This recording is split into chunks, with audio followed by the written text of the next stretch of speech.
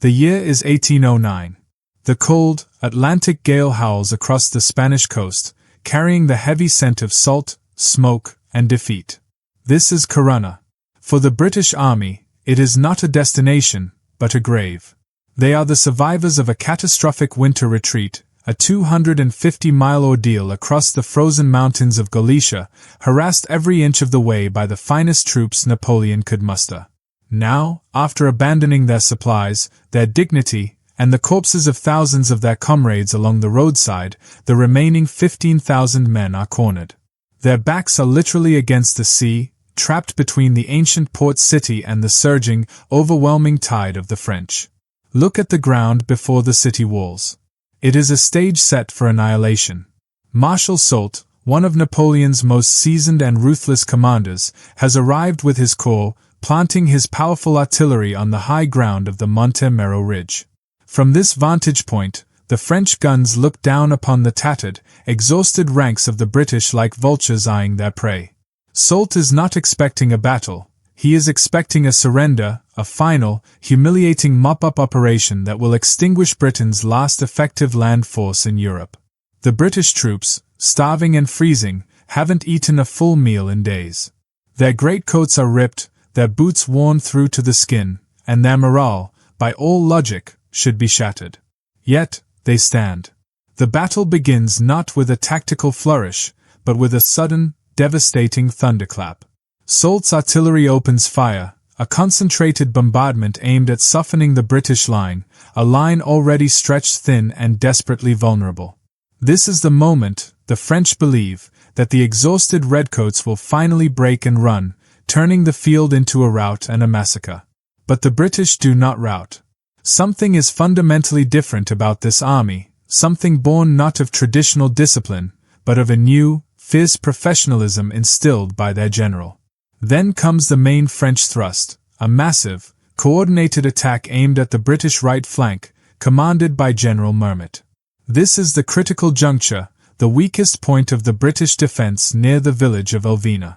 The French charge forward, a massive wave of veteran infantry, their attack characterized by the furious, unstoppable momentum that had crushed every major European power for a decade.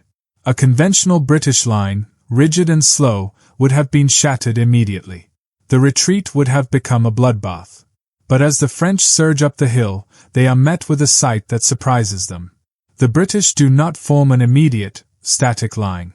Instead, a light screen of agile troops, the famed 95th Rifles, skirmishes fiercely, delaying and disorganizing the massive French advance. Behind them, the line regiments move with a calm, almost unnerving precision, fixing bayonets and bracing for the impact. The focus of the defense falls upon the commander, Sir John Moore. He is everywhere at once, a calm, vital presence on horseback, moving between his regiments, issuing crisp, decisive orders to commit reserves. It is in this desperate, chaotic melee, as the French are momentarily stalled by a ferocious, unforeseen counterattack, that fate chooses to intervene. The general rides near the wall of Elvina, directing the charge of the 42nd Highlanders. At that very moment, a French cannonball, probably fired from the distant heights, strikes him with crushing force on the shoulder and chest. The impact rips his arm from its socket and tears away the flesh, leaving him instantly and mortally wounded. He is lifted from his horse, bleeding profusely, his command extinguished in a single, brutal instant. Yet, even as their general falls, the line holds. The discipline he forged in the quiet training grounds of Shorncliffe, the spirit of independent, professional fighting he instilled, manifests itself now as the French advance is not just stalled, but actively and furiously repulsed by the remaining redcoats. Corunna was designed to be the day the British army died in Spain. Instead, in a final, savage act of defiance, it was the day the new British army was born, bought at the cost of its architect's life. The cannon smoke has cleared momentarily from the ramparts of Corunna, but the conflict that brought Sir John Moore to that desperate shoreline still rages, encompassing an entire continent. To understand the genesis of Moore's revolutionary tactics, the necessity that forged the new British soldier, we must first grasp the sheer, terrifying scale of the threat that was Napoleonic France. This was not merely another dynastic squabble, It was an existential storm that had swallowed the old world whole. By the turn of the 19th century, the geopolitical reality of Europe could be boiled down to a single, undisputed fact. Napoleon Bonaparte was not just a general, he was a force of nature. His armies, the Grande army, were not merely soldiers. They were the terrifying, relentless engine of a new kind of empire, fueled by revolutionary zeal and organized with brutal efficiency. When Napoleon marched, empires crumbled. Consider the years preceding Corunna. In 1805, at the Battle of Austerlitz, Napoleon smashed the combined forces of the Russian and Austrian emperors in a stunning display of tactical genius. The Holy Roman Empire, a political entity that had endured for 1,000 years, was dissolved. In 1806, at Jena-Auerstedt, he annihilated the legendary Prussian army in a single day, seizing Berlin within weeks. These weren't battles, they were acts of state-level liquidation. Nations that dared to resist were not merely defeated, they were humiliated, occupied, and forced into alliances that fed men and material back into the insatiable French war machine. This created the impossible stakes for Great Britain. Isolated by the very sea that was her greatest defense, Britain had achieved undisputed naval supremacy after Trafalgar in 1805. The Royal Navy was the shield, but a shield cannot conquer land. On the continent, Britain was utterly alone. Every major European power, Austria, Prussia, Russia, Spain, and Portugal, had either been crushed, become a vassal, or been forced to sign humiliating treaties with the emperor. For Napoleon, Britain was the nation of shopkeepers, a final, irritating obstacle to his vision of a unified, French-dominated Europe. He had attempted to invade in 1803, assembling the massive army of England at Boulogne, only to be foiled by the logistical impossibility of crossing the English Channel in the face of the Royal Navy. Frustrated, he turned his focus to the continental system, a vast, complex economic blockade intended to cripple Britain's economy and force its submission without a direct invasion. This created a paradox for the British. They ruled the waves, yet they were powerless to stop the emperor from redrawing the map of Europe. They could defeat French ships, but the British army, small and notoriously slow-moving, was the laughingstock of the continent. The standard British military doctrine, relying on dense, rigid lines of fire honed during the 7 Years' War, was simply obsolete against the dynamic, fast-moving, and often column-based attack style of the Grande army.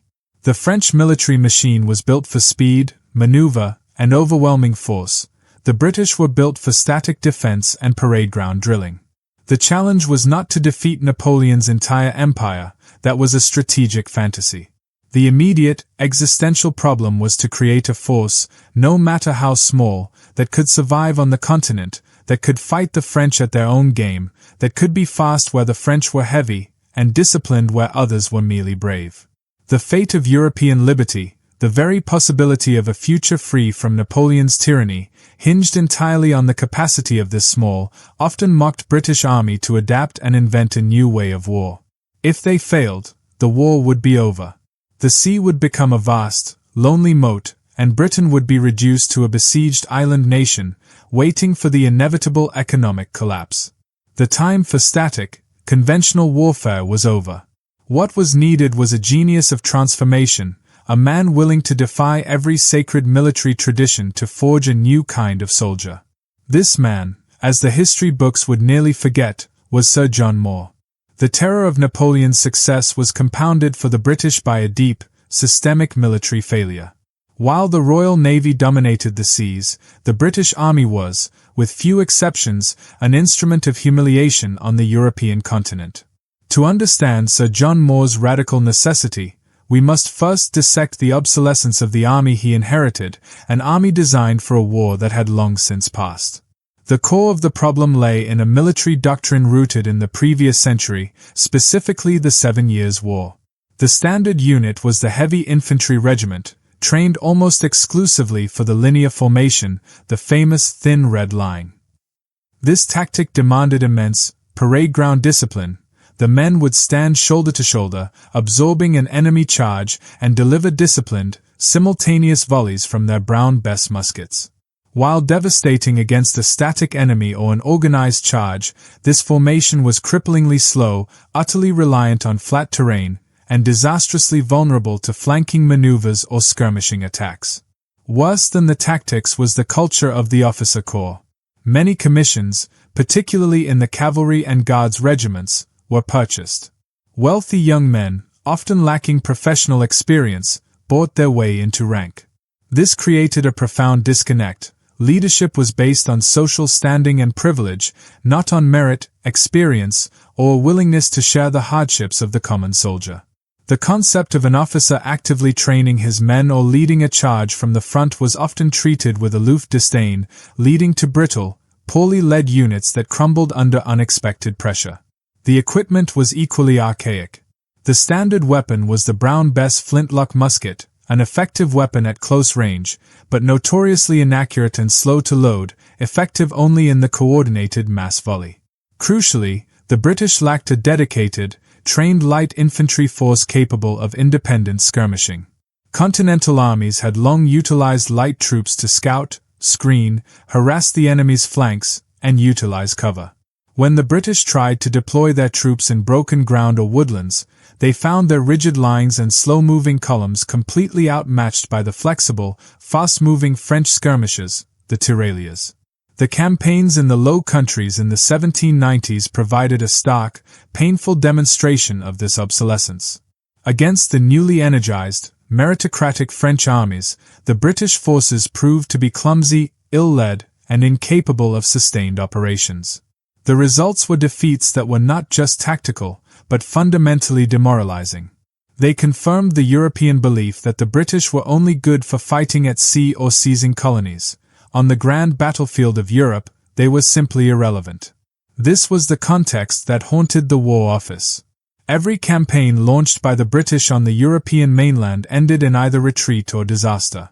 The army was a strategic embarrassment, its officers often contemptuous of genuine professionalism, and its tactics fundamentally unsuited to the dynamic, fluid warfare invented by the French Revolution. The problem, therefore, was not a lack of brave men, but a complete failure of the system. Before Britain could dream of defeating Napoleon, it needed a revolutionary, a reformer who could dismantle the old, failed anatomy of its army and build, from the ground up, a military force capable of fighting independently and surviving where rigid lines would simply be annihilated. The sheer, terrifying weight of Napoleon's success demanded a response that would be considered radical, even suicidal, by the old guard. The string of military debacles on the continent, culminating in the absolute dominance of the French, drove the British government and the military high command into a state of existential dread. They had the money, they had the ships, but they were paralyzed by the knowledge that they could not set a single foot on the European mainland without risking catastrophic, army-destroying defeat. The failure was a mirror reflecting the fundamental, terrifying inadequacy of the existing British fighting structure. The very concept of a traditional European campaign, sending heavy infantry and cavalry to meet the French in a decisive set-piece battle, was now widely recognized as a death sentence. It was clear that Britain could not fight like its continental allies. The scale and speed of Napoleon's operations rendered the old armies irrelevant. The problem was not simply how to win, but how to survive long enough to give the Royal Navy's blockade time to work its slow, economic strangulation. This crisis forced the War Office to reluctantly accept a terrifying, yet undeniable, truth: they needed to invent a new kind of British soldier. This soldier could not rely on the heavy, fixed formations of the past. He had to be fast, self-reliant, highly trained, and capable of operating in small, autonomous groups, a professional skirmisher who could match the French tirailleur in maneuver and surpass him in discipline and marksmanship. The need was not for more redcoats, but for a revolution in doctrine. This new unit would have to break every rule of 18th-century warfare. They would abandon the line, utilize cover, and prioritize rapid movement over sheer mass. Such a proposition was anathema to the deeply conservative, class-ridden military establishment. To suggest that a common soldier could break formation and act on his own initiative was seen as inviting disorder and, worse, mutiny. It challenged the core principle that the common soldier was merely a cog in the machine. Yet, necessity is the ultimate reformer. The stakes were too high to allow tradition to prevail. Whispers began to circulate within the corridors of power about a secret project, an experimental training camp aimed at forging this flexible, unconventional fighting force. This force would be small, designed not for massive battles but for precision work, scouting, harassing, and protecting the flanks of the heavy regiments. The man chosen to undertake this task had to be an outsider, someone with the courage to defy the rigid hierarchies and the brilliance to recognize that Napoleon's success was not just about numbers, but about maneuver and speed. The army needed a general who had learned his lessons not on the parade grounds of London, but in the unforgiving, irregular warfare of America and the Mediterranean. The failure of the old system had cleared the path for a forgotten genius to step forward and lay the groundwork for the modern British military, and by extension, the modern concept of light infantry and special operations. The stage was set for the deep biographical dive into the life of Sir John Moore, the one man capable of solving this existential puzzle. To understand the genius of the man who would revolutionize the British Army, we must look beyond the smoky battlefields of the peninsula and trace the unorthodox path that shaped him. Sir John Moore was the antithesis of the typical British general of his era. He was not a figure of London society, nor did he owe his rank to inherited wealth or political favor. His distinctions stemmed purely from professionalism and merit, qualities often undervalued, if not actively resented, by the military establishment he was destined to save. Born in Glasgow in 1761, Moore was the son of a physician and academic, a background that emphasized intellectual curiosity and rigorous observation rather than the social graces of the aristocracy. His education was, literally, on the move. He received his first commission at the age of 15, but his real learning began when he accompanied his patron, the Earl of Shelburne, across Europe, immersing himself in the language, politics, and military systems of the continent. This early exposure to different cultures and forms of governance immediately set him apart from the parochial thinking of many of his peers. Moore's formative military experiences, however, came during Britain's greatest early imperial setbacks, the American War of Independence. Fighting in the northern campaigns, he witnessed firsthand the devastating effectiveness of irregular warfare. The rigid, block-like formations of the redcoats, so dominant on the open plains of Europe, were disastrously ill-suited to the broken, forested terrain of North America. He saw how American skirmishers, fighting independently, using cover, and prioritizing marksmanship, could delay, harass, and ultimately break conventional lines. This exposure taught him the profound lesson that success lay not in adherence to rigid, beautiful formations, but in flexibility and adaptation to the environment. His education continued in the Mediterranean. His service in Corsica in the 1790s further cemented his reputation as an officer of unique skill and personal bravery. He operated in mountainous, complex terrain, demanding independent action and initiative from his subordinate officers. This experience hammered home another critical realization: the future of warfare required officers who could think for themselves and soldiers who were trained to act intelligently outside of the direct, immediate command of their superiors. The old system, which treated the soldier as an unthinking automaton, was inherently broken.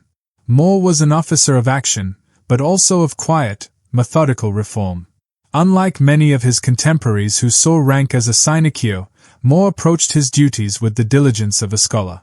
He was meticulous, demanding, and utterly dedicated to the well-being and, crucially, the professional training of his men. This deep, personal commitment often alienated him from the upper echelons of the military, who preferred generals who maintained the social status quo. By the time the Napoleonic Wars flared into their continental phase, Moore was one of the few British officers who truly understood the fundamental differences between the armies of the past and the armies of the present. He recognized that the French revolutionary fervor was matched by a revolutionary military structure built on meritocracy and rapid movement. His unconventional education, derived from defeat in America and irregular warfare in the Mediterranean, had prepared him to see the blindingly obvious truth that the rest of the army ignored. Britain had to fight Napoleon on new terms, terms that broke every sacred cow of military tradition. He was the right man, with the right experience, at the precise moment of national existential crisis. He just needed the opportunity to implement his radical, revolutionary vision. The stage for Sir John Moore's greatest contribution was not a grand battlefield but a windswept, forgotten corner of Kent, Shorncliffe Camp. In 1803, with the threat of Napoleon's invasion looming, Moore was given command of a brigade tasked with coastal defense. This assignment, viewed by some as routine, became the crucible in which the modern British Army was forged.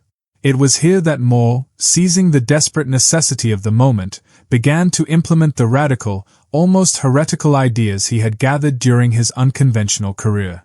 Shorncliffe was to be a complete break from the rigid, class-bound military tradition. Moore understood that the core failure of the British Army lay in its inability to operate with speed and initiative.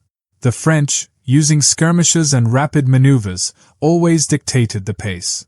Moore's mission was to train a new, flexible force capable of fighting the French at their own game, a force that could move faster, shoot straighter, and think more independently than any unit previously seen in the British service.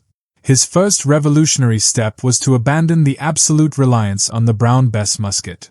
He began equipping his new experimental units with the Baker rifle. This weapon, while slower to load, was vastly more accurate and allowed the soldier to fire effectively from a distance, utilizing cover rather than just standing in an open line. This simple change in weaponry symbolized a profound shift in doctrine. The soldier was no longer just a noise-making mechanism in a massed volley. He was an individual sharpshooter whose initiative mattered. Moore's training system became legendary for its uncompromising professionalism. He stripped away the useless formality of the parade ground and focused relentlessly on practical skills. His soldiers practiced extended order drill, learning to quickly disperse, take cover, and reform in response to signals, the very definition of skirmishing. They were taught to load and fire rapidly while prone or kneeling, and they practiced long, grueling marches carrying full equipment, demanding a level of fitness and endurance unknown in the rest of the army. But the most radical change occurred in the relationship between officer and man. Moore insisted that his officers not only lead but actively train with their soldiers. The concept of an aristocratic officer sweating alongside his lower-class men was considered socially scandalous, yet Moore enforced it rigidly. He believed that mutual respect, earned through shared hardship and professional competence, was the only true foundation for battlefield loyalty and initiative. The brigade Moore forged at Shorncliffe, the nucleus of what would become the famed Light Division, including the iconic 95th Rifles, was an act of defiance against the entire military establishment. His methods were whispered about and often derided by the old guard as fostering indiscipline and breaking the sacred line. Yet, Moore recognized that survival against Napoleon required breaking every old rule. At Shorncliffe, he didn't just train soldiers. He invented the prototype for modern light infantry and special operations, designing a unit that would soon prove its merit under the most extreme conditions of the peninsula. The transformation wrought by Sir John Moore at Shorncliffe was not just about better training, it was about replacing the fundamental creed of the British soldier. Moore was demanding a psychological revolution, introducing tactics that the older generation viewed as fundamentally suicidal because they defied the most sacred doctrine of the age, the unbreakable line. The established philosophy of the British infantry was rooted in mass and simultaneous fire. The strength of the army lay in its ability to stand in two dense, rigid ranks and unleash disciplined volleys of musket fire. Any deviation from this line, any breaking of formation, was considered the first step toward panic, rout, and ultimate defeat. The men were trained to be unthinking cogs in a larger machine. Moore's new doctrine for his light brigade, the 43rd, 52nd, and the pioneering 95th Rifles, flipped this paradigm entirely. The core of the new system was built on four revolutionary principles. Discretionary skirmishing, breaking the line. The most radical departure was the introduction of extended order drill. Moore's riflemen were not trained to stand shoulder to shoulder. Instead, they were taught to disperse, moving rapidly into open or broken ground, using every available piece of cover, a hedgerow, a ditch, a rock, as a position. This was the exact opposite of what every other redcoat was taught. The riflemen were expected to operate hundreds of yards ahead of the main line, screening the army and dictating the enemy's pace. This discretionary skirmishing was viewed with profound suspicion by traditionalists. They argued that giving the common soldier the initiative to leave his rank and choose his own position would inevitably lead to chaos and desertion. More saw it as the only path to survival. Marksmanship and the Baker rifle. Central to this new creed was the weapon itself, the Baker rifle. The standard Brown Bess musket was notoriously inaccurate, effective only when fired in massed volley at ranges under 80 yards. The Baker rifle, with its grooved barrel, rifling, was accurate up to 200 yards. This accuracy was a game-changer. Moore's men were taught to treat their weapon with religious reverence and trained to a level of individual marksmanship previously reserved for gamekeepers. Their orders were not to fire in a volley, but to pick a target and kill it.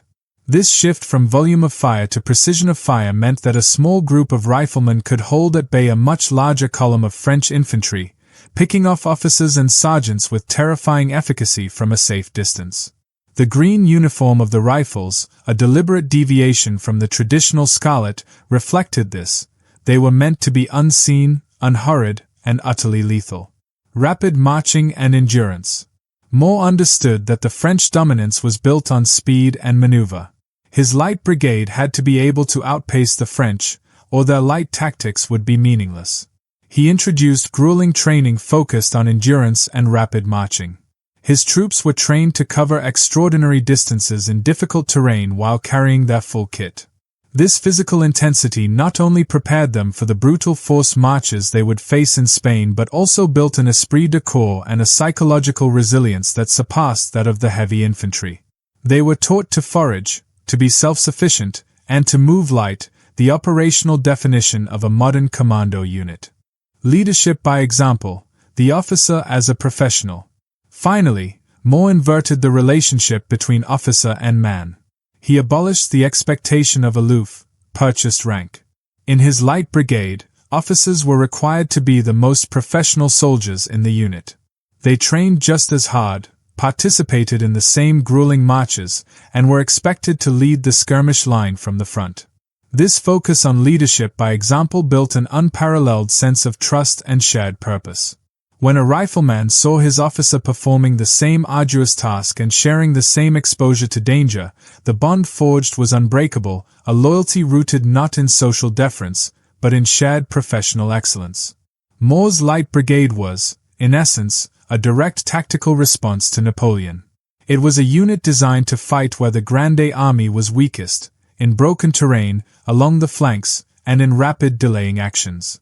Their tactics, dispersing, hiding, aiming, and moving, were seen as a rejection of everything that defined British martial pride. The critics argued that such independence would destroy the order that held the army together. Yet, Moore knew that only by accepting the risk of controlled chaos and professional initiative could they survive the French onslaught. He was creating the first modern army, one whose soldiers were expected to be thinkers, not just automatons. The moment of truth, the test of whether this radical creed could stand up to the overwhelming power of the French Empire, was fast approaching. Moore's Revolutionary Light Brigade was ready, but the political and strategic environment into which they were thrust was pure chaos. The moment for the grand test arrived not in a deliberate, measured campaign, but in the panicked, reactive theater of the Peninsular War, specifically, Portugal. In the summer of 1808, the Spanish people, enraged by Napoleon's imposition of his brother Joseph Bonaparte as king, rose up in a ferocious, national rebellion. This was the first major resistance to the French Empire, and it was the spark that dragged Britain, however reluctantly, back onto the European mainland. A small British expeditionary force, initially under the command of Sir Arthur Wellesley, the future Duke of Wellington, landed in Portugal to aid the resistance. Wellesley achieved swift, decisive victories at Roliça and Vimeiro, driving the French forces under General Junot back towards Lisbon. This military success should have been a moment of triumph. Instead, it delivered one of the most profound humiliations in British military history, the Convention of Sintra. Following the defeats, the overall British command fell to a series of older, less competent generals who quickly negotiated an armistice with the defeated French. The terms of the Convention of Sintra were staggering in their generosity to the enemy. The French army was not imprisoned or disarmed. Instead, the Royal Navy was used to ferry 25,000 French veterans, the men who had just been defeated, back to France with all their arms, baggage, and plunder. This incredible blunder instantly freed up a massive body of experienced French troops to fight elsewhere, including against the very Spanish allies the British were ostensibly there to protect. The outrage in Britain was immediate and widespread. The public, starved of victory and now witnessing a stunning diplomatic and military capitulation, demanded accountability. The generals responsible were recalled for a court of inquiry. This chaotic, disgraceful episode perfectly encapsulated the problems Moore had been fighting against, a military leadership paralyzed by incompetence and unwilling to press a decisive advantage. It was into this swirling political and strategic vacuum that Sir John Moore was thrust. The government, needing a competent commander with a clean reputation and a proven ability to lead, appointed him to the command of the British forces in Portugal. Moore's mission was strategically impossible. He was ordered to march his small force, approximately 25,000 men, including the critical, untested Shorncliffe units, from Lisbon deep into Spain to support the faltering Spanish armies. He was expected to link up with Spanish forces, who were, in reality, disorganized and on the verge of collapse. He had to cross hundreds of miles of poor roads with inadequate supplies and virtually no logistical support. Moore knew immediately that the mission was deeply flawed. His intelligence indicated that the Spanish forces were being annihilated and that his small army, marching inland, would soon become isolated and vulnerable. Yet, as a professional soldier, he obeyed his orders. The situation was further compounded by the news that the victories he was supposed to support were dissolving into a general retreat. The Spanish armies were being driven from the field, and a single, terrifying spectre was now dominating the continent.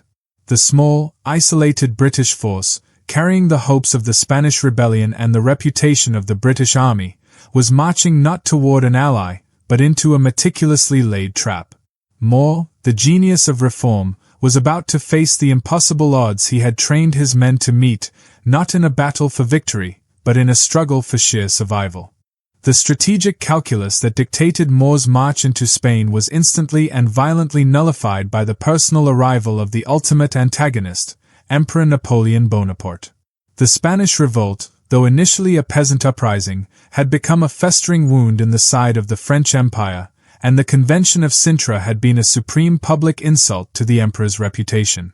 Napoleon was not a man to delegate his vengeance. In the autumn of 1808, Napoleon crossed the Pyrenees at the head of 250,000 veteran troops, the core of his Grande army. This was a force of terrifying speed, professionalism, and overwhelming size, designed to deliver not merely victory, but absolute obliteration. He brought with him the most feared marshals, Soult, Lannes, and Ney, each commanding corps that individually outnumbered Moore's entire British force. Napoleon's goals were simple and brutal. First, to crush the Spanish resistance utterly and re-establish Joseph Bonaparte on the throne, and second, to identify, corner, and drive the small British army into the sea, extinguishing their influence on the continent once and for all. He viewed the British presence as a trivial insect that needed to be swatted, and he was determined to administer the punishment personally. Moore, who had successfully marched his force from Lisbon to Salamanca, now found himself in a position of extreme, exposed peril. His small army of approximately 25,000 men, the only organized, effective fighting unit left opposing the emperor, was isolated deep in the Iberian Peninsula. Moore's intelligence, gathered through rapid, reliable light cavalry scouting, delivered terrifying news. The Spanish armies he was supposed to link up with were being dissolved. One after another, the main Spanish forces were being annihilated by Napoleon's advance at places like Espinosa and Tudela. The French advance was swift and unstoppable. By early December, Napoleon had personally entered Madrid, restoring his brother's authority and symbolically ending the first phase of the war. Moore was left stranded, his strategic goal of supporting the Spanish utterly unachievable. He now faced a horrifying dilemma: obey his original orders and continue a doomed advance, or execute an immediate, humiliating, but necessary retreat. The sheer numerical disparity made any conventional battle unthinkable. Moore's small force stood no chance against the massed French corps closing in on him. This was the moment where Moore's genius had to shift from reform to strategy. He realized that his army's only value was not in fighting for a lost cause, but in acting as a decoy, a piece of bait large enough to distract the lion. Moore's decision, made in the face of certain political and military disgrace, would be the most critical of his career, and the one that laid the foundation for his enduring, forgotten legacy. He had trained his troops to survive where others would perish. Now he would put that training to the ultimate test by deliberately marching toward the French emperor, daring him to respond. Moore knew he could not win the campaign, but he saw a narrow window to win a strategic victory by risking everything. Sir John Moore stood at a strategic precipice near Salamanca in December 1808. His orders were defunct, the Spanish allies were scattered, and the greatest military force the world had ever seen was bearing down on him from the south and east. Survival dictated a swift, immediate retreat to Lisbon, the closest safe port. Honor demanded standing and fighting, which would only lead to annihilation. Moore chose a third, profoundly brilliant path, a strategic feint that risked his entire army but offered the only hope of saving the Spanish cause. Moore was an outsider, a professional soldier unburdened by the political necessity of a symbolic victory. He grasped a vital truth that the War Office in London missed. His army's value was not in its fighting strength, but in its mere existence. As long as the British army was on Spanish soil, Napoleon could not consider the peninsula secured. The intelligence Moore received was grim. Napoleon, having secured Madrid, was preparing to pivot his entire focus to the final conquest of the remaining Spanish pockets in the south. The emperor believed his job was virtually done. Moore realized he held a single, devastating card: the threat to Napoleon's lines of communication with France. Moore's audacious decision was this: instead of retreating south to safety, he ordered a rapid, deceptive march northeast toward the city of Sahagun, directly threatening Napoleon's main supply route running from Burgos back through the Pyrenees. This move was not an attempt to win a battle, it was a deliberate, calculated act of strategic provocation. He was effectively declaring, "I am here. My army is small, but it is positioned perfectly to sever your lifeline. Come and destroy me, or risk losing everything you have conquered." This decision was met with astonishment and horror by many of his own officers, who saw it as a suicidal blunder, marching their exhausted men toward the massive French presence. The march itself was conducted with the utmost secrecy and speed, relying entirely on the discipline and training he had instilled in his light brigade units, the skills of rapid movement and endurance that were his great legacy. The bait was quickly taken. On December 23, 1808, Moore's light cavalry, under Lord Paget, won a small but significant skirmish at Sahagun, capturing a large number of French cavalry. This minor victory, coupled with the sudden, alarming news that a professional British army was deep behind his front lines and threatening his essential supply chain, forced Napoleon to commit an unprecedented strategic blunder. The Great Pivot. Napoleon's strategic priority immediately shifted from finishing off the Spanish in the south to destroying Moore in the north. The emperor, enraged by the perceived audacity of the British threat, ordered his entire, massive army, over 250,000 men, to abruptly halt their southward march and pivot northwest. He took personal command of a massive punitive force of 80,000 men and set off in a forced, frantic march across the freezing Guadarrama Mountains, determined to trap and annihilate the British. Moore had achieved his objective. By risking his small army, he had saved the Spanish cause for the moment. Napoleon's entire focus, his overwhelming weight, had been successfully diverted away from the remaining Spanish forces and their last major cities. Moore knew that this maneuver meant his own fate was sealed. His feint had worked too well. The hunter had become the hunted, but in sacrificing his own position, he had bought the Spanish, and ultimately, Wellington, the crucial time they needed to reorganize. Upon confirming that the entire French war machine was now chasing him, Moore gave the order to abandon the attack on Sahagun. The British army turned west and began the infamous, agonizing retreat to Corunna. Moore had stared into the jaws of death, deliberately drawn the enemy's teeth, and now faced the unimaginable hardship of leading his exhausted men on an epic, desperate race for the coast. The strategic victory was won. The personal, tactical ordeal was only just beginning. The moment Sir John Moore ordered the retreat from Sahagun, the strategic triumph of luring Napoleon away from the south gave way to a tactical nightmare. This was no ordinary march. It was an odyssey of desperation, a 250-mile race against the clock, the elements, and the relentless pursuit of the French army, specifically Marshal Soult's corps, now unleashed with the Emperor's fury. The success of the feint hinged entirely on the ability of Moore's army to survive the journey to the coastal port of Corunna, where the Royal Navy might offer salvation. The conditions were immediately catastrophic. The march took place in the depth of a Galician winter, characterized by bitter cold, icy rain, and snow-choked mountain passes. The rapid pace Moore demanded, necessitated by the sight of Napoleon's cavalry massing behind them, forced the British to abandon virtually all their baggage trains, provisions, and supplies. The army quickly devolved from an organized fighting force into a starving column. The physical suffering was unimaginable. Roads turned to frozen mud, and men's boots, already worn from months of campaigning, disintegrated. Thousands were marching barefoot, their feet bleeding onto the ice. Dysentery, starvation, and exposure claimed more lives than any French bullet. The lack of proper food led to rampant looting and indiscipline among the heavy infantry. Rum barrels, broken open and abandoned, led to drunken chaos, with hundreds of men falling out of the ranks, lying insensible in the snow to freeze to death or be easily captured by the pursuing French cavalry. Moore's leadership during this ordeal was the true testament to the Shorncliffe discipline. He was everywhere, driving the march, issuing clear, concise orders, and making the brutal, necessary decisions to sacrifice material for speed. He knew the survival of the army was the priority, even if it meant sacrificing the dignity of some of the soldiers. This harsh necessity became a point of controversy later, but it saved the core of the force. Crucially, the retreat became the baptism by fire for Moore's Light Brigade. They were the shield of the retreating army, constantly forming the rearguard.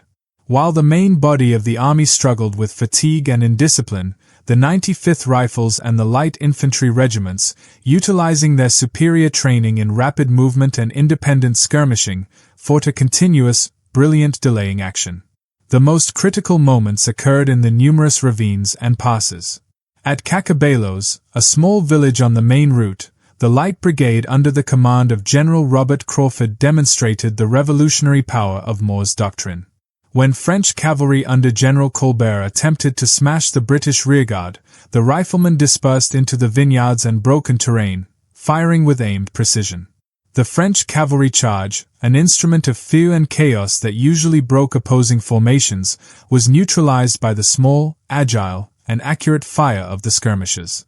This moment proved the validity of the rifleman's creed. A small, well-trained, flexible force could successfully hold back a vastly superior conventional enemy.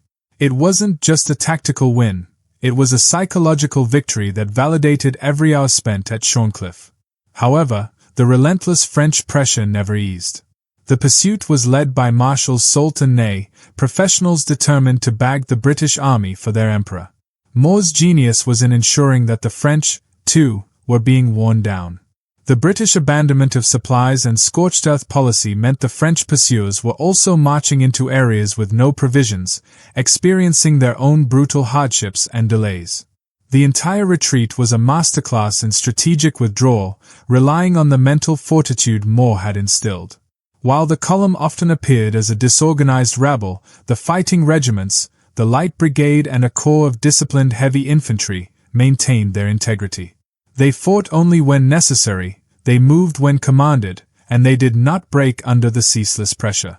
They were the saved core of an army that, by all accounts of 18th-century warfare, should have disintegrated completely. Moore finally led the ragged remnants of his army into the coastal plain of Corunna, only to find the harbor empty. The ships had not yet arrived. Trapped between the sea and the closing French net, with Soult's artillery taking the high ground, the final, inevitable confrontation, the battle Moore had desperately tried to avoid, was now unavoidable. The army had survived the impossible march, now they had to fight the impossible battle. The harrowing retreat to Corunna was not a disorderly flight, but a protracted, fighting withdrawal, a strategic triumph made possible by the tactical genius Moore placed at the tail of his column, the Light Brigade. These handpicked regiments, including the 43rd, 52nd, and the pioneering 95th Rifles, became the Army's light shield, proving the revolutionary validity of Moore's Shorncliffe training in the most unforgiving theatre imaginable. The maneuver itself was unprecedented for a British army. Traditionally, the rearguard of a major force was a sacrificial role, often performed by heavy regiments expected to fight until they were overwhelmed. Moore transformed the rearguard into the most highly professional, autonomous fighting force. These light brigade troops were not meant to stop the French, but to delay them, bleeding their advance and controlling the pace of the pursuit. The key to their success lay in the doctrine of discretionary skirmishing and extended order. As the main British column moved forward, the light brigade would fan out across the terrain, using the broken ground, forests, and frozen ridges of Galicia to their advantage. They broke into small, highly mobile groups of skirmishers, utilizing their green uniforms for camouflage and their Baker rifles for precision fire. When the pursuing French cavalry or advance infantry columns pressed too closely, the light brigade would not form a static line. Instead, they would execute a series of perfectly timed, short-range engagements. Their objective was not to hold ground, but to inflict maximum psychological and physical damage on the leading French elements, particularly the officers, and then rapidly withdraw, melting back through the terrain to the next defensive position. This had a profound, cumulative effect on the French pursuit, led primarily by Marshal Soult's formidable cavalry. The French were accustomed to enemies forming rigid lines, which they could shatter with a massed column attack or a powerful cavalry charge. But against Moore's light shield, every advance was met with unseen, accurate fire from individual riflemen hidden behind rocks and trees. French officers were systematically targeted and killed at distances the French musket could not reach, causing chaos in the command structure of the pursuing columns. The Light Brigade's superior endurance and marching also played a vital role. While the heavy regiments were collapsing from exhaustion, the riflemen, trained for rapid movement with light packs, maintained their cohesion and fighting spirit. They were often forced to march all night after fighting all day, yet their discipline remained intact because their training had prepared them for precisely this level of sustained hardship and independence. Every skirmish was a small victory for Moore's doctrine. The Light Brigade forced the French to slow their pace, constantly having to transition from a rapid pursuit formation into a deliberate, cautious tactical advance. This continuous friction achieved Moore's primary strategic goal, buying time for the main British army to escape and for the evacuation ships to arrive at Corunna. The performance of the light shield fundamentally altered the dynamics of the retreat. It showed that a smaller, highly professional force could, through superior training and unconventional tactics, paralyze a vastly superior enemy's pursuit. This was the practical, bloody confirmation that the rigid rules of 18th-century warfare were dead. Moore's Light Brigade was the proof of concept for the special forces and light infantry units that would define modern warfare, and they performed their duty flawlessly, ensuring the army's survival at the cost of intense, personal sacrifice. The retreat was agonizing, but its success can be measured by the sheer, unbridled fury of the man who had ordered the pursuit, Napoleon Bonaparte. The British feint had achieved its ultimate strategic goal. It had successfully drawn the emperor's entire focus away from his planned conquest of Andalusia and the south of Spain. Now, his massive, powerful force was struggling through the same frozen, foodless roads, experiencing similar logistical breakdowns and delays. The emperor had crossed the formidable Guadarrama Pass in a desperate, freezing forced march, his troops driven by the promise of annihilating the British. He expected to find Moore's army trapped and ready for the kill. Instead, he found only the tenacious, elusive rear guard of the Light Brigade, which kept slipping away, leaving behind a trail of dead French officers and demoralized pursuers. The relentless pace and the harsh winter conditions were taking a severe toll on the Grande army. Napoleon's logistics were stretched thin, and the scorched earth strategy employed by the retreating British meant his troops found little to forage. The Emperor, accustomed to swift, decisive victories, was frustrated by the long, grinding chase, which produced only minor skirmishes and increasing fatigue. Then came the pivot that forever altered the course of the campaign. On January 1, 1809, Napoleon received urgent and alarming dispatches from Paris.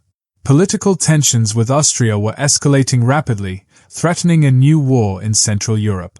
The Emperor realized he could not afford to be tied down indefinitely chasing a relatively small British force through the mountains of Spain while his European flank was exposed. Napoleon's decision was immediate and absolute. He called off his personal pursuit. On January 2, he handed over the main command of the pursuit to Marshal Soult, instructing him to finish the job of driving the British into the sea. Napoleon himself, accompanied by his imperial guard, turned back toward Paris. This decision was the ultimate vindication of Moore's strategic gamble. He had successfully acted as the vital bait, diverting the Emperor's attention and force at the most critical time. By drawing Napoleon away, Moore had given the fragmented Spanish forces the necessary breathing room to regroup and continue the fight, ensuring the Peninsular War, and Napoleon's strategic distraction, would drag on for years. The British army was not yet safe. Soult's command of 20,000 fresh French troops was still hot on their heels. But the most dangerous element, the supreme genius and driving will of Napoleon himself, was gone. Moore had traded his own army's safety for a profound strategic victory, escaping the jaws of the lion only to face the teeth of the wolf in the final, desperate stand at the coast. The remnants of Moore's army staggered into Corunna on January 11, 1809. The sight should have brought a sense of salvation. They had survived the impossible march, the relentless pursuit, and the brutal winter, delivering a strategic victory by drawing off Napoleon. Yet, as the exhausted, ragged column looked out across the harbor, they were met not with salvation, but with a horrifying reality: the harbor was empty. The transports and supply ships, delayed by foul weather and confusing orders, had not yet arrived. The army, which had clung to its cohesion through sheer will and Moore's discipline, was now trapped. They had successfully outrun Napoleon, but they were now pinned against the Atlantic, facing a final, inevitable confrontation with Marshal Soult's advancing corps. The race was over, the last stand was about to begin. Moore understood the gravity of the situation immediately. His men were demoralized by the empty harbor and physically broken by the ordeal. There could be no more retreating. His immediate goal shifted from withdrawal to defense. He had to hold the French at bay long enough for the delayed fleet to arrive and evacuate his army. The terrain around Corunna was not favorable. The city itself sat on a narrow peninsula, and the British had to establish a defensive line that stretched across the high ground outside the city. However, a crucial hill, Monte Mero, overlooking the entire harbor and the main British position, was still unoccupied. Moore, anticipating the desperate need for quick evacuation, had ordered the destruction of vast stores of ammunition and equipment, including valuable Spanish gold and some of the army's heavier guns, to prevent them from falling into French hands. The remaining men were desperately short of supplies, but the fighting core was still sound. Moore's focus was now entirely on psychological restoration. He knew his men were demoralized and close to breaking. He rallied them, inspecting the lines personally, ensuring that the remaining light brigade units were positioned at key forward points, and utilizing the heavy infantry to build hasty defensive works. He instilled a simple, fierce message: we have marched over Spain to save our country. Now, we fight to save our honor and our lives. Within days, Marshal Soult's forces arrived, occupying the high ridges to the south and east. Soult, seeing the exhausted British trapped against the sea, was supremely confident. He viewed the battle as a mere formality, a final, crushing blow that would deliver the entirety of the British army into his hands, fulfilling the Emperor's command. His men began placing their heavy artillery on Monte Mero, a process the British were powerless to prevent, as their own heavy guns were mostly destroyed or unavailable. The stage was set for the final, bloody act.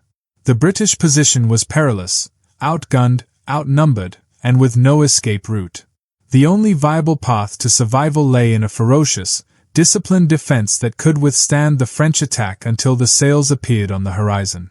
More, the genius reformer who had spent years forging a professional army, now prepared to use that army not for a victory of conquest, but for the most basic, desperate victory of survival.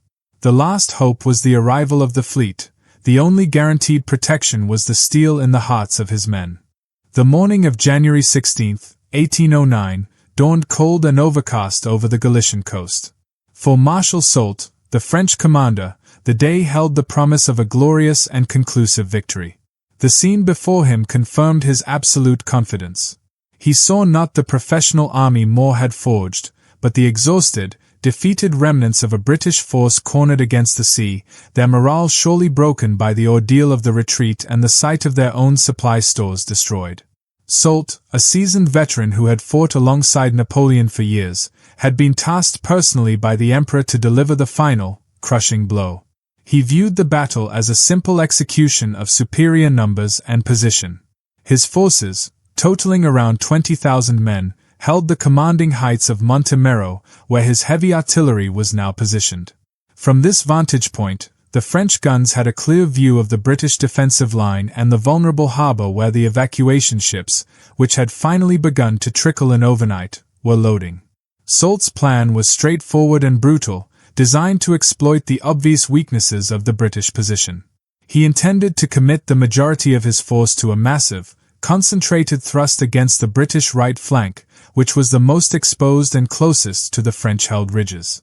This flank, protected primarily by the village of Elvina and a few small stone walls, was anchored by the divisions of Generals Baird and Hope. Soult correctly calculated that if this right flank could be shattered, the entire British line would roll up like a torn flag, driving the troops in chaos down the slope and into the sea or the confined streets of Corunna. The French attack would begin with a devastating artillery bombardment from Monte Mero, softening the target, followed by a relentless column advance. This was the tactic that had brought Napoleon victory across Europe, overwhelming force applied to the weakest point to achieve a rapid, decisive breakthrough. Soult's confidence was rooted in the knowledge that he possessed the initiative, the high ground, and the numerical advantage, a trifecta of military superiority. He believed the battered redcoats would only offer token resistance before dissolving into panic. What Soult failed to account for was the quiet, burning resilience of the new British Army and the psychological impact of Moore's prior leadership. He underestimated the quality of the men facing him, particularly the light infantry regiments, who were perfectly positioned to counter the column attack. Furthermore, the British had been granted one small tactical advantage. The French had failed to quickly seize the Monte Mero Ridge when they first arrived, allowing Moore's men to hastily organize a viable, though perilous, defensive perimeter. As the French artillery began its methodical, murderous work just after 2 p.m., the battle officially commenced. Soult expected a rout. What he received was a ferocious, disciplined defiance. The exhausted army, knowing this was their last stand, prepared to fight for their lives and their professional honor, ready to prove that the hardships of the retreat had only tempered, not broken, Moore's light shield. The moment of impossible climax had arrived. The battle for Corunna, though unwanted, became the ultimate validation of Sir John Moore's reforms. When Marshal Soult unleashed his massive, concentrated thrust against the British right flank, the weakest point of the line near the village of Elvina, he expected the brittle collapse of a defeated army. What he encountered instead was a level of disciplined ferocity and tactical flexibility that the French had not witnessed from a British force in over a century. The French attack was launched in heavy columns, designed to achieve maximum momentum and punch through the thinly held British positions. It was a classic Napoleonic maneuver, relying on mass to overcome fire. But Moore's army, though outnumbered and exhausted, was no longer a conventional force.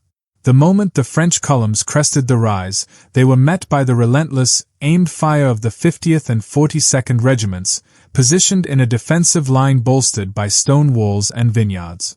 This was the famous thin red line applied under duress, but it was supported by something new, the devastating intervention of the Light Brigade. Moore had cannily positioned the 43rd and 52nd Light Infantry, the core of his Shorncliffe-trained units, on the broken ground and flanks of the main force. As the dense French columns advanced, they were immediately subjected to a cascade of precision fire from the skirmishers on their flanks. The green-jacketed riflemen, using cover and firing their Baker rifles, systematically targeted French officers, NCOs, and the voltigeurs leading the charge. The French column began to fracture under this aimed, individual attack, losing its command structure and its terrifying momentum before it could fully engage the main British line. The discipline instilled by Moore ensured that the British heavy infantry, despite their exhaustion, held their fire until the French were within point-blank range, delivering devastating, coordinated volleys that tore massive gaps in the dense French ranks. The fighting for the village of Elvina became the bloody epicenter of the battle. The village changed hands multiple times in a desperate, hand-to-hand struggle. As the battle intensified and the British line near Elvina began to waver under sustained French pressure, Moore recognized the critical nature of the moment. If this flank collapsed, the army was lost. This was the general's final, defining moment. Instead of waiting for the line to break and attempting a controlled retreat, Moore chose to lead a counterattack. He personally rode to the endangered sector, a vital, electrifying presence that steadied the wavering troops. With a clear, ringing voice, he gave his final, fateful order. He commanded the 42nd Highlanders and a battalion of the Guards to storm back into Elvina and drive the French out. Moore's action was a breathtaking display of personal courage and tactical aggression. His presence galvanized the men. They saw their general, who had endured the entire retreat alongside them, riding directly into the thickest part of the fire. The counterattack was executed with a fierce, sudden energy that completely caught the French off guard. The Scottish Highlanders, supported by the Guards, swept the French out of the village with the bayonet, restoring the integrity of the line. It was in the exhilaration of this successful counterattack, as he was watching his men regain the lost ground, that Moore was struck. A French cannonball, fired from the distant heights of Montemero, hit him violently on the shoulder and chest. The wound was horrific and immediately mortal. Yet, the general did not fall from his horse instantly. He was gently lifted down by his men, his composure intact, his only concern being the outcome of the battle. The immediate casualty was the general himself, but the momentum of his final order had been achieved. The French push had been repulsed. The British line, now under the calm command of Sir John Hope, held fast. The French were driven back, their columns shattered, their initial confidence annihilated by the unexpected, professional resilience of Moore's army. The battle for the right flank had cost the French dearly, confirming that this was no rout, but a disciplined, victorious defensive stand. The sacrifice of the general ensured the survival of the army he had created. The evacuation, protected by the men Moore had trained, could now continue. The moment the French attack crested its fury, successfully repulsed by the ferocity of the counterattack he personally ordered, Sir John Moore's destiny was sealed. It was the precise instant of maximum military effectiveness and maximum personal exposure. As he watched the Highlanders sweep the French out of Elvina, securing the crucial right flank, a cannonball from the distant French artillery on Montemero struck him down. The wound was catastrophic. Moore was hit violently on the left shoulder and chest. The impact shattered bone, tore the flesh, and hurled him to the ground. The sight of their commander falling sent a fresh shockwave through the nearby troops, but in a profound testament to the discipline he had ingrained, the men did not break rank. Instead, they rushed to his side, gently lifting him, his face covered in blood and grime. Moore's immediate conduct after being struck was an astonishing display of stoicism that cemented his legend among his officers and men. He lay on the ground, clearly in mortal agony, yet his first, quiet question was not about his own survival, but about the battle's progress. "Are the French beaten?" he asked, his voice strained but clear. Only upon receiving confirmation that the 42nd had driven the enemy out of Elvina and that the line was holding did he allow himself to be carried away from the firing line. He was transported on a blanket by soldiers of the 42nd Highlanders, the regiment he had just committed to the pivotal countercharge. Throughout the painful journey back to Corunna, More refused to allow the gaping wound to be touched or bandaged, knowing the extent of the damage was beyond field repair. His calmness was absolute. He asked repeatedly about the outcome, the safety of his staff, and most critically, whether the army was continuing its embarkation. In the final hours of his life, brought to the house of the British consul in Corunna, Moore's focus remained professional rather than personal. He dictated final messages, expressing his deep satisfaction that the French had been beaten and his army had been saved. He exhibited no fear, only regret that he would not live to report the success personally or to see his system fully vindicated. His last words, recorded by his close aide, Colonel Graham, were a final reflection on his duty and his reputation. He spoke of his mother, and then his professional honor. "I hope the people of England will be satisfied. I hope my country will do me justice." This was a man acutely aware of the political criticism he had faced for the difficult retreat, the slanders of running away, and his last concern was that his sacrifice and the strategic success of the feint would not be misinterpreted as a failure. Moore died shortly after nightfall, just as the final, successful efforts to evacuate the remaining British troops were underway.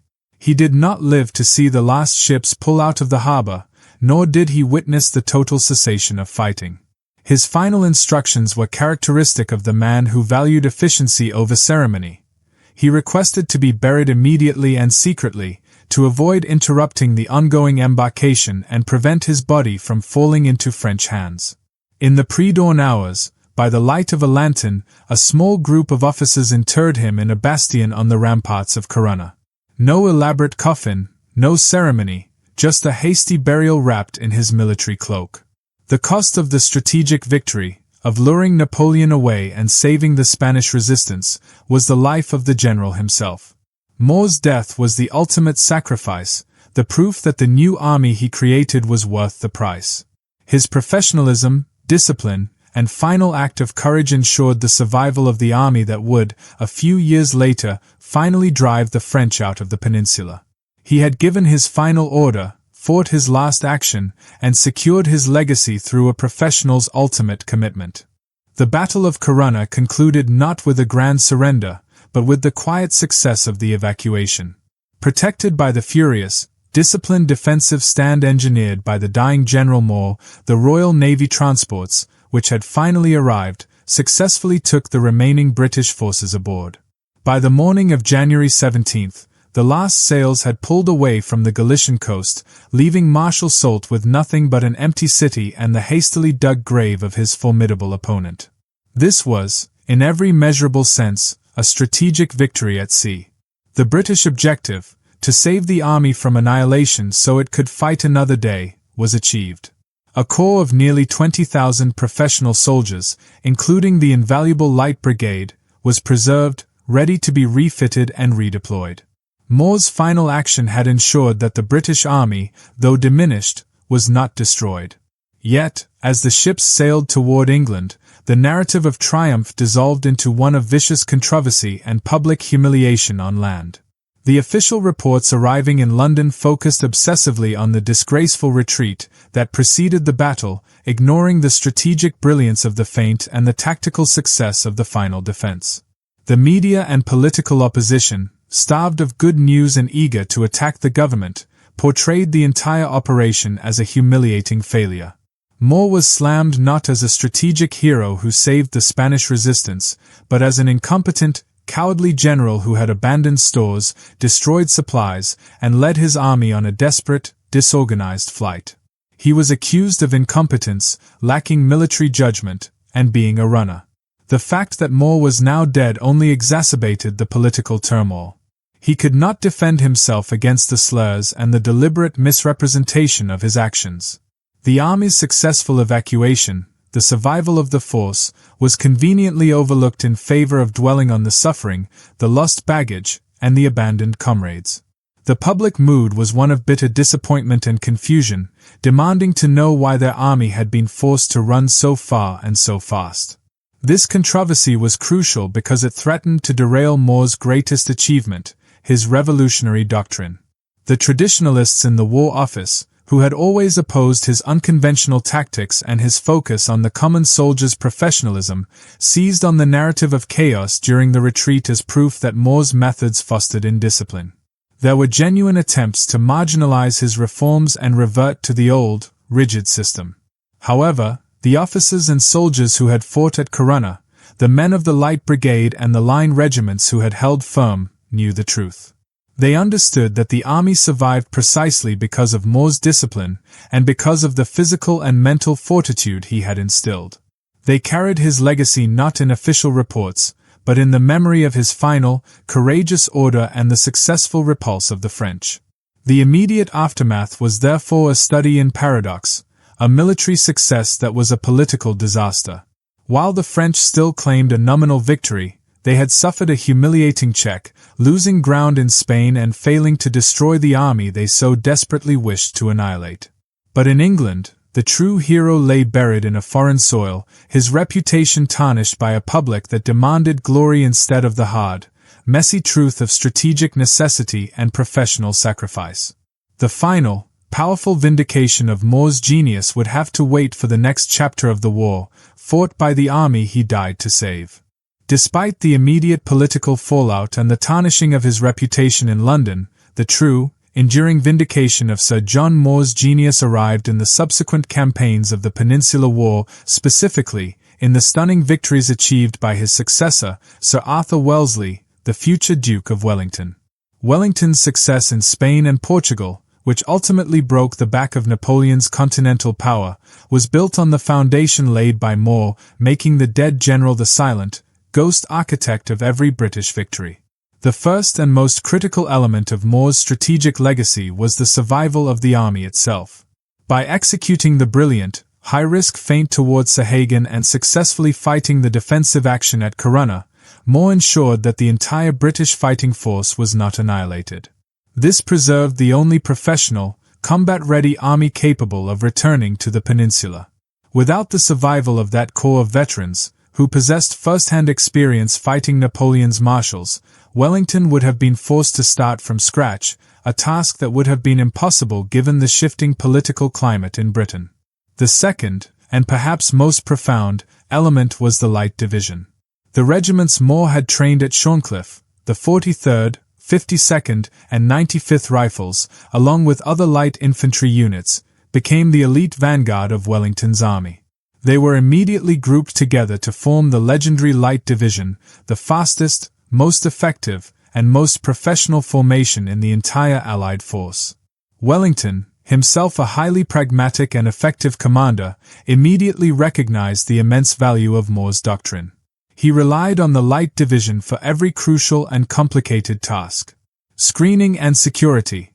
The Light Division acted as a pervasive, mobile shield, constantly screening Wellington's main army from French reconnaissance and providing early warning of major French movements. Their ability to skirmish, delay, and disrupt opposing cavalry was essential to Wellington's defensive superiority. Precision and initiative. The independence and marksmanship of the riflemen allowed Wellington to counter the French column attack effectively. While his heavy infantry delivered the famous mass volleys, the Light Division, dispersed and hidden, focused devastating, aimed fire on the column's flanks, breaking their momentum and decimating the French officers. Rapid maneuver. Moore's emphasis on speed and endurance allowed the Light Division to cover ground faster than any other unit in the army. This capability was instrumental in Wellington's retreats into the lines of Torres Vedras and his subsequent rapid offensives, where speed was critical to seizing strategic positions before the French could react. Wellington adopted and formalized Moore's tactical innovations, making them standard practice. The reliance on meritocracy over purchased rank in the Light Corps, the emphasis on practical field training, and the cultivation of independent initiative were all concepts inherited directly from the Shorncliffe system. Moore had provided the blueprint, Wellington executed the construction. Furthermore, Moore's strategic diversion was never forgotten. The fact that the Peninsular War dragged on for 6 years was a direct result of Moore's feint that drew Napoleon away from finalizing the conquest in 1809.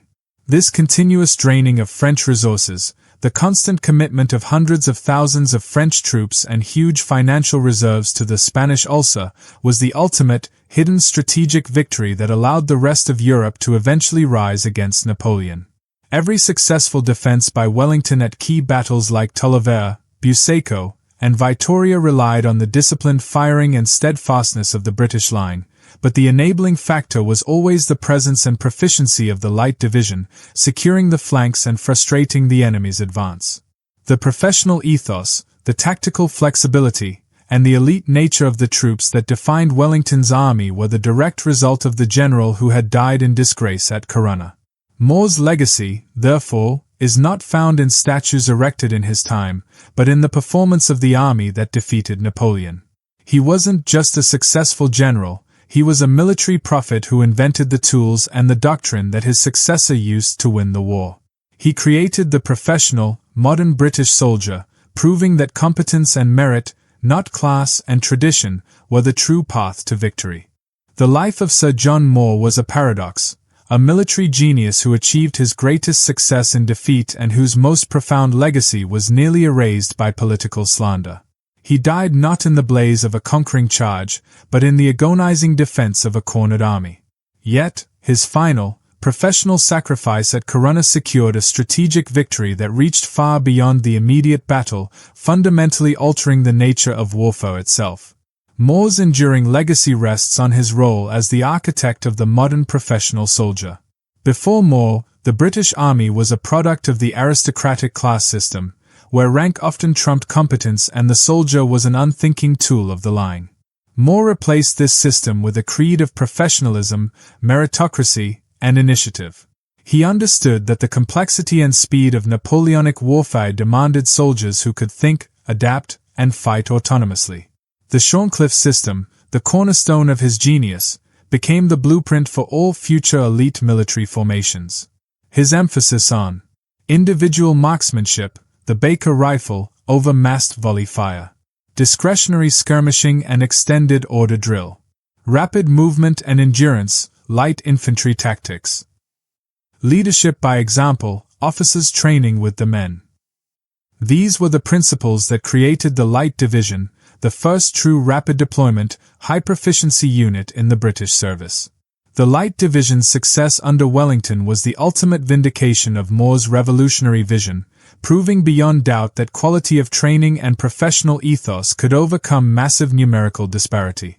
Every modern Special Forces unit, every light infantry corps, owes a conceptual debt to the groundwork Moore laid in those bleak training fields in Kent. Furthermore, Moore secured a vital, long-term strategic victory. The price of his life and the temporary loss of his army was the successful diversion of Napoleon's main force, giving the Spanish resistance the essential breathing room needed to reorganize. This ensured the continuation of the Peninsular War, the Spanish Ulcer, which tirelessly bled the French Empire of men, money, and morale, paving the way for the eventual coalition victory at Waterloo. Moore's death was an operational loss, but his action was a decisive strategic gain. Today, Moore lies buried in a peaceful garden in Corunna, his simple tomb a contrast to the tumultuous, controversial life he led. His final request, that his country do him justice, was eventually fulfilled. His name is now rightfully enshrined not merely as a brave general who led a daring retreat, but as the unconventional genius who looked at the failings of the old army, dared to break every rule, and in doing so, created the military doctrine that would defeat the greatest military mind of his age. Sir John Moore's enduring legacy is the realization that true military strength lies not in the mass of men, but in the professional quality and independent spirit of the individual soldier. He gave Britain the means to win the war, ensuring his victory changed war forever.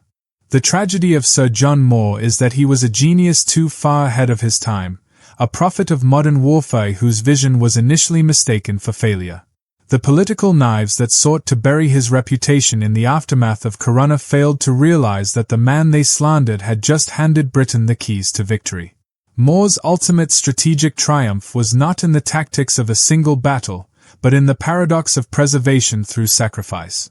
By drawing Napoleon's army to the north, he bought the Spanish resistance the essential years needed to fester, the Spanish ulcer that drained the French Empire of 250,000 men and untold wealth.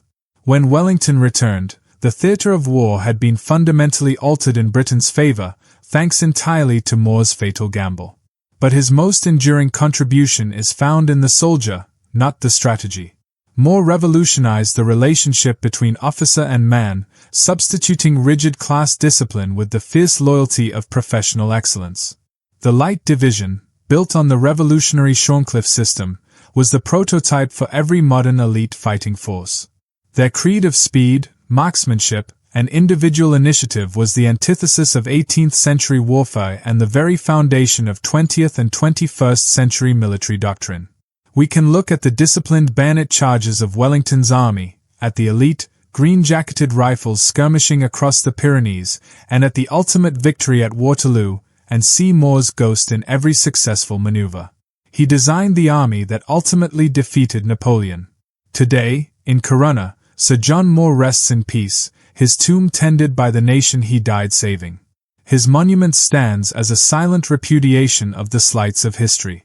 He was the general who never won a grand offensive victory, yet he was the one who taught Britain how to survive and, crucially, how to fight and win the new wars of the modern age. He left behind a legacy that transcended personal glory, the professional British soldier, the enduring symbol of flexibility, discipline, and courage under impossible odds.